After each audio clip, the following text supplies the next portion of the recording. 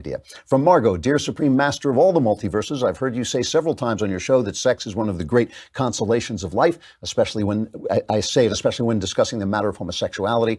However, for Christians, shouldn't God be the true consolation for us? And if so, then what's wrong with those who are same-sex attracted remaining abstinent? Wouldn't God give them ample grace for their sacrifice and living out the virtue of chastity? Life without sex can be joyful, or is sex necessary for happiness?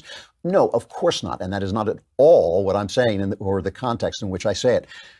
Many gay people struggle, as many gay Christians struggle with the idea of whether they should be abstinent. And I think that they should struggle with that I think all of us should struggle with how we use our sexuality and how we live out our sexuality. What I have said is that romantic relationships and sex are one of the great consolations of life, because life is tragic and it's painful and it's hard. And this is one of the things that gives us joy, especially romantic love. And I mean it in the context of romantic love.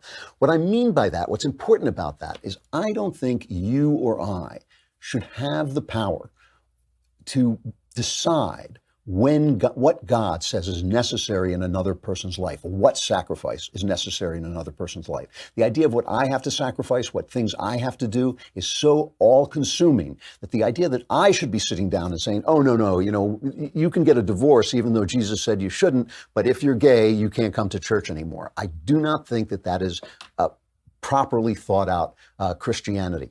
I've never made a decision on whether gay sex is a sin or not, because I don't know, because it's not something I'm doing, right? I want to be thinking about, it's in the Bible. Do not judge lest you be judged. Don't walk around taking the mote out of somebody else's eye. Take the plank out of your own eye. That is a lifetime occupation. It doesn't mean, Jesus says first take the plank out of your eye and then you can criticize the mote in another eye. He's being sarcastic. It takes your whole life to get anything like a clear vision. So my only point is, before you sort of like offhandedly say, oh, give up one of the key consolations of life, romantic love and sex, pay attention to yourself and think about, your own sins and your own sacrifices that you have to make. That's my only point about it. I'm not saying that the decision to be abstinent for anybody, homosexual or heterosexual, is always wrong or not something you should do. It's not my decision.